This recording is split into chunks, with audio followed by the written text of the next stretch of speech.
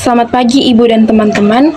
Perkenalkan, nama saya Elvira Salvana Puspita Staribuni dengan NIM 2306040030. Di sini saya akan mempresentasikan proposal penelitian saya dengan judul Penerapan Metode Analytical Hierarchy Process (AHP) untuk menentukan gaya belajar paling efektif bagi mahasiswa program studi matematika angkatan 2023. Baik, yang pertama saya akan menjelaskan latar belakang dari penelitian saya. Adapun penelitian saya ini dilatar belakangi oleh mahasiswa program studi matematika angkatan 2023 yang saat ini mengalami kesulitan dalam memahami dan juga menguasai materi perkuliahan yang bersifat abstrak dan kompleks. Berdasarkan observasi awal dan data akademik, banyak mahasiswa yang mengalami hambatan dalam pembelajaran. Hal ini itu dapat kita lihat dari hasil evaluasi belajar yang diperoleh mahasiswa itu belum optimal. Permasalahan ini tentunya berkaitan dengan ketidaksesuaian antar gaya belajar yang diterapkan dengan karakteristik individu mahasiswa. Ada beberapa mahasiswa yang tampak lebih memahami materi perkuliahan ketika disajikan dalam bentuk gambar, grafik, dan juga diagram, sementara mahasiswa lain yang ada yang lebih memahami materi perkuliahan itu dengan cara mendengarkan penjelasan ataupun praktik langsung. Nah, dari permasalahan di atas, belum ada kajian sistematis yang mengidentifikasi gaya belajar mana antara visual, auditori, dan kinestetik yang efektif untuk mahasiswa program studi matematika angkatan 2023. Ketidaksesuaian ini menyebabkan mahasiswa seringkali menerapkan metode belajar yang kurang optimal, sehingga hal ini akan mempengaruhi pemahaman dan juga prestasi akademik mereka. Oleh karena itu, dibutuhkan suatu metode yang objektif dan sistematis untuk menilai dan memilih gaya belajar terbaik. Dalam penelitian ini, saya menggunakan metode Analytical Hierarchy Process (AHP) yang dikembangkan oleh Thomas L. Saati sebagai pendekatan yang objektif dan sistematis untuk memilih dan menilai gaya belajar terbaik berdasarkan alternatif yang saya tetapkan, yaitu alternatifnya gaya belajar yang terdiri dari gaya belajar visual, auditori, dan kinestetik. Kemudian untuk kriteria, saya menggunakan 4 kriteria. Ada efektivitas pemahaman, efisiensi waktu, tingkat kenyamanan, dan kebutuhan sumber daya. Berdasarkan latar belakang maka rumusan masalah dalam penelitian ini, yang pertama, bagaimana karakteristik gaya belajar mahasiswa program studi matematika angkatan 2023. Yang kedua, bagaimana penerapan metode Analytical Hierarchy Process (AHP) untuk menentukan gaya belajar paling efektif untuk mahasiswa program studi matematika angkatan 2023. Dan yang ketiga, gaya belajar manakah yang paling efektif berdasarkan metode AHP untuk mahasiswa program studi matematika angkatan 2023. Adapun tujuan dan manfaat penelitian saya. Tujuan penelitian saya yang pertama, mengidentifikasi karakteristik gaya belajar mahasiswa program studi matematika angkatan 2023. Yang kedua, menerapkan metode AHP untuk menentukan gaya belajar paling efektif untuk mahasiswa program studi matematika angkatan 2023. Dan yang ketiga, mengetahui gaya belajar mana yang paling efektif berdasarkan metode AHP untuk mahasiswa angkatan 2023. Kemudian, manfaat penelitian saya, yang pertama, membantu mahasiswa mengetahui gaya belajar mana yang sesuai. Yang kedua, meningkatkan efektivitas dan efisiensi dalam proses pembelajaran. Yang ketiga, mendukung dosen dalam pengembangan strategi metode pengajaran. Dan yang keempat, menjadi referensi pengembangan strategi pembelajaran di lingkungan akademik. Selanjutnya masuk pada gaya belajar mahasiswa. Menurut Bobby DePorter dan Mike Harnarki dalam bukunya Quantum Learning menuliskan bahwa gaya belajar atau learning style ialah cara bereaksi dengan menggunakan perangsang-perangsang yang diterimanya dalam belajar. Menurut Bobby DePorter dan juga Mike Harnarki ini, gaya belajar itu diklasifikasikan menjadi 3, yaitu visual, auditori, dan kinestetik. Yang pertama, saya akan menjelaskan tentang gaya belajar visual. Mahasiswa dengan gaya belajar visual cenderung lebih memahami materi dengan cara melihat gambar, diagram, ataupun grafik. Yang kedua, gaya belajar auditori. Mahasiswa dengan gaya belajar auditori lebih mengandalkan pendengaran seperti mendengarkan penjelasan ataupun diskusi. Kemudian yang ketiga, ada gaya belajar kinestetik. Mahasiswa dengan gaya belajar kinestetik ini lebih mudah memahami materi perkuliahan dengan cara melakukan aktivitas fisik atau praktik langsung. seperti melakukan eksperimen dan metode berbasis gerakan. Kemudian masuk pada metode analytical hierarchy proses AHP. Yang pertama ada definisi AHP.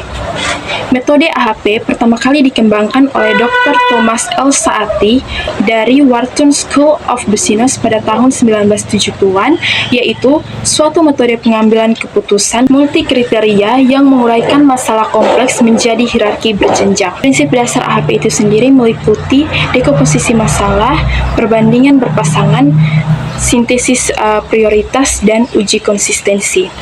Adapun tujuan dari metode AHP itu sendiri adalah membantu menentukan bobot faktor dan prioritas secara objektif untuk pengambilan keputusan yang tepat. Selanjutnya masuk pada langkah-langkah metode AHP.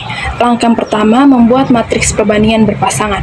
Pada bagian ini, kita akan menilai kepentingan relatif antar kriteria berdasarkan skala kepentingan yang ditetapkan oleh L. Saati, yaitu skala 1 sampai dengan 9. Langkah yang kedua, kita melakukan perhitungan prioritas, yaitu menentukan bobot prioritas dari setiap kriteria dan alternatif.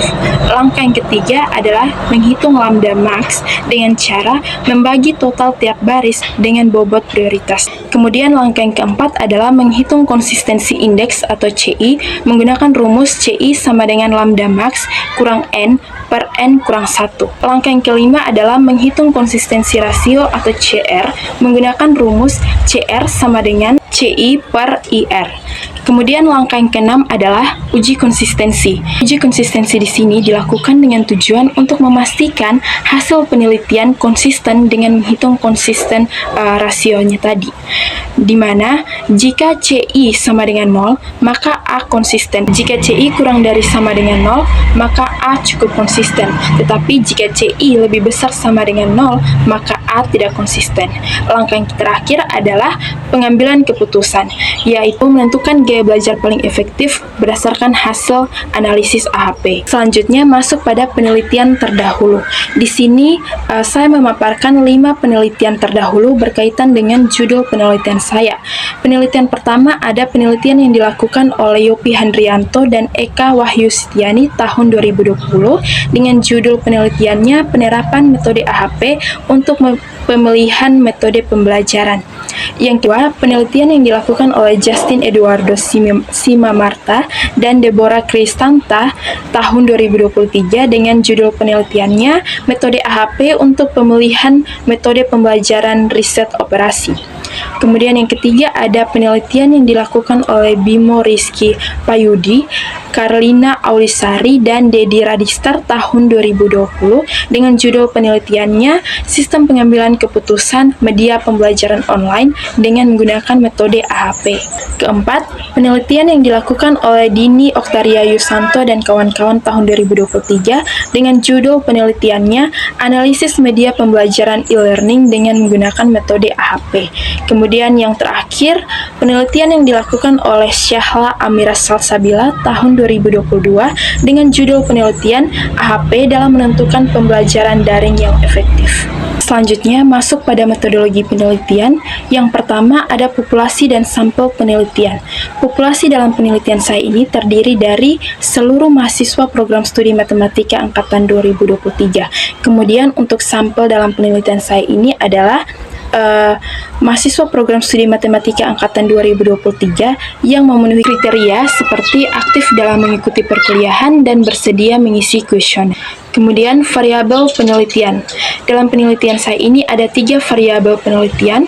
Yang pertama variabel independen atau variabel bebas, yaitu variabel yang mempengaruhi atau menjadi faktor penyebab dalam penelitian. Dalam penelitian saya, faktor independennya terdiri dari 3 gaya belajar, yaitu visual, auditori, dan kinestetik.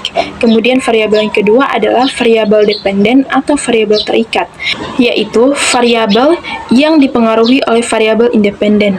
Dalam penelitian saya ini ada 4 variabel dependen, yaitu efektivitas pemahaman, efisiensi waktu, tingkat kenyamanan, dan kebutuhan sumber daya. Dan variabel yang ketiga adalah variabel kontrol. Variabel kontrol adalah variabel yang tetap dikendalikan agar tidak mempengaruhi hasil penelitian. Dalam penelitian saya ini ada 3 variabel kontrol. Yang pertama adalah lingkungan belajar, yaitu lingkungan pembelajaran di Universitas Nusa Cendana Kupang, Fakultas Sains sains dan teknik program studi matematika. Yang kedua ada angkatan mahasiswa, yaitu angkatan 2023, dan yang ketiga ada metode yang digunakan, yaitu metode analytical hierarchy process atau metode AHP. Selanjutnya ada sumber data. Yang pertama data primer. Data primer di sini diperoleh langsung dari responden melalui kuesioner yang disebarkan kepada mahasiswa program studi matematika angkatan 2023. Yang kedua data sekunder. Ini berasal dari berbagai literatur seperti buku ilmiah, jurnal, dan buku dari penelitian sebelumnya yang membahas tentang gaya belajar dan juga metode AHP. Selanjutnya ada teknik pengumpulan data dan prosedur penelitian. Yang pertama adalah studi pustaka. Jadi studi pustaka di sini dilakukan untuk mengkaji dan juga menelusuri informasi tentang metode penelitian AHP. Kemudian langkah yang kedua adalah identifikasi masalah. Jadi berdasarkan observasi dan studi pustaka, selanjutnya dilakukan identifikasi masalah, di mana permasalahan yang dikaji adalah penilaian mahasiswa terhadap metode gaya belajar yang paling efektif dengan alternatifnya, yaitu gaya belajar yang terdiri dari visual, auditori, dan kinestetik, dan juga kriteria yang sudah ditentukan, yaitu efektivitas pemahaman, efisiensi waktu, tingkat kenyamanan, dan kebutuhan sumber daya. Yang ketiga, perancangan kuesioner. Jadi dalam penelitian ini saya menggunakan kuesioner sebagai alat untuk memperoleh data. Adapun isi kuesioner dari yang saya buat itu adalah penilaian masing-masing kriteria untuk menganalisis kepuasan mahasiswa terhadap alternatif gaya belajar. Adapun untuk penilaian kuesioner di sini, saya menggunakan skala perbandingan yang dicetuskan oleh Saati, yaitu skala 1 sampai dengan 9. Langkah selanjutnya, saya mengumpulkan data dari hasil kuesioner yang sudah saya bagikan. Kemudian, saya menganalisis data tersebut menggunakan metode AHP untuk menentukan gaya belajar yang paling efektif bagi mahasiswa program studi matematika angkatan 2023. Yang terakhir, kesimpulan. Jadi kesimpulan di sini, metode analytical hierarchy process AHP efektif digunakan untuk menentukan gaya belajar paling sesuai bagi mahasiswa program studi matematika angkatan 2023 dengan mempertimbangkan kriteria seperti efektivitas pemahaman, efisiensi waktu, tingkat kenyamanan, dan kebutuhan sumber daya. Penelitian ini dapat membantu meningkatkan kualitas pembelajaran. Hasil penelitian ini dapat menjadi dasar bagi mahasiswa dan juga dosen dalam memilih dan menyesuaikan metode belajar dan pengajaran yang optimal, serta menjadi referensi pengembangan strategi pembelajaran di lingkungan akademik. Sekian presentasi dari proposal penelitian saya. Atas waktu dan kesempatan yang diberikan, saya ucapkan terima kasih.